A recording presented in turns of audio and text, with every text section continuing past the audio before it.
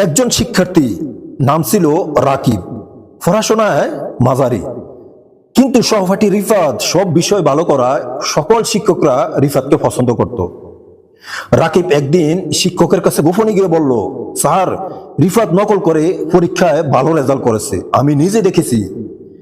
পরীক্ষার শেষে দিন শিক্ষক রিফাতকে ডেকে জিজ্ঞাসা করলো, তুমি কি নকল করে পরীক্ষা পাশ করেছো? রিফাত তো অবাক হয়ে যায়।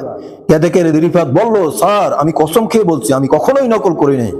তদন্ত হয়, সিসিটিভির ফুটেজে দেখা যায় রিফাত নয়, রাকিবই একাধিকবার নকল করেছিল। শিক্ষক তারপর সবার সামনে বলল, আজ মিথ্যা ধরা পড়েছে, কিন্তু এটাই হচ্ছে শিক্ষা, সত্য কখনো ছাপা থাকে না। এতে আমরা শিক্ষা অর্জন করতে পারি, মিথ্যা দিয়ে তুমি সত্যকে ডাকতে পারবে না, আল্লাহ ঠিকই একদিন সত্য প্রকাশ করে দিবেন, এটাই বাস্তব। করিমের পাশের বাড়ির লোক একটি সুন্দর গরু কিনে কোরবানি দেওয়ার জন্য। করিম তা দেখে হিংসা জ্বলে পড়ে। এক রাতে করিম গোপনে গোপনে গরুটিকে গিয়ে অনেক জ্বালাতন করে, কারণ তার উদ্দেশ্যই ছিল গরুটি যেন অসুস্থ হয়ে পড়ে। পরদিন দেখে গরুটির কিছুই হয় নাই, উল্টো করিমের ছেলের জ্বর উঠে যায়। সে ডাক্তার কাছে নিয়ে যায় তার ছেলেকে। ডাক্তার দেখে বলল, গরুর পাশে থাকার কারণে আপনার ছেলের ভাইরাস হয়েছে। করিম তা বুঝতে পারে, কারণ সে যা করেছিল সেটার ফল আজ তার নিজের ঘরে ফিরে এসেছে। এতে আমরা শিক্ষা অর্জন করতে পারি, হিংসা করে তুমি অন্যকে ঠকাতে পারো না, বরং নিজের ঘরে তার আগুন লাগে। যেখানে অন্যের ক্ষতি করলে শেষমেশ নিজের ক্ষতি হয়ে যায়, এটাই বাস্তব। গ্রামের স্কুলে দুইজন ছাত্র ছিল, তানভীর আর রিয়াদ।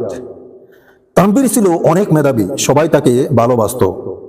এটা রিয়াদে সহ্য করতে পারতো না।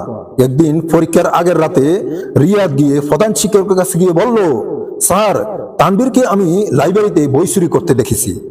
পরদিন পুরো স্কুলে হইচই পড়ে যায়।